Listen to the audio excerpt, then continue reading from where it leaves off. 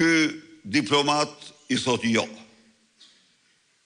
Nuk solidarizohem. Pse e pyet ajo?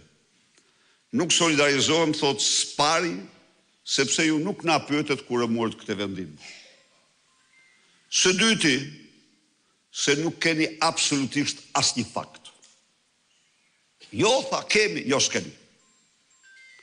Edhe në mënyrë asgjësuese, në prani të 4 të tjerëve i tha, jo s'keni asnjë fakt.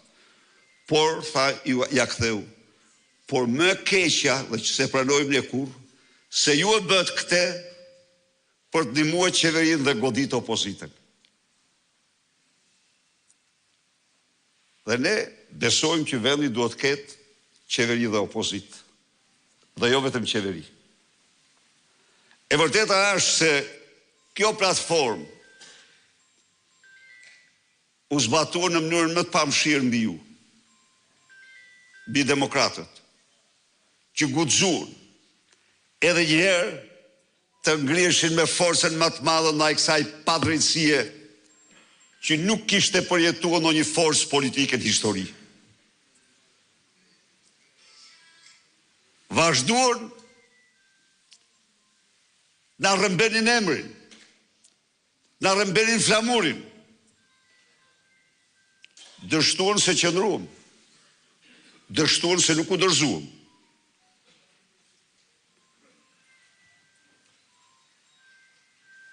Na përçan, u bashkuam. Janë vërteta këto. Pse po ndalem këtu në këtë histori? Po, ne kemi një histori. Dhe historia jonë po të përmbledhet me një fjalë, është të pamposhtur. Të pamposhtur. Të pamposhtur. E faktuam në këtë. E kemi faktuar në këtë. Erdhën zgjedhjet. Miq, për çdo demokrat e demokrat,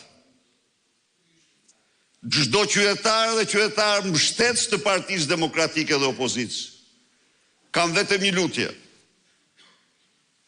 Sali Berisha, në mënyrën më të përsëritur, jo një herë, po 10 herë, ju ka deklaruar 2 gjëra. Me Edi Ramën zgjedhje nuk ka. Me Edi Ramën zgjedhje nuk ka. Sikundër, zotimi im solem se do mbroj votën tuaj.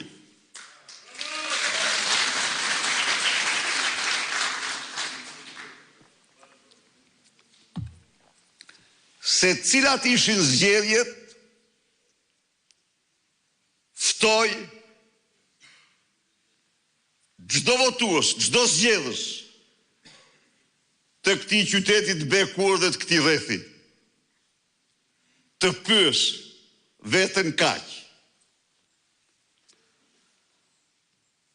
A mund të quhen zgjedhje ato në të cilat shteti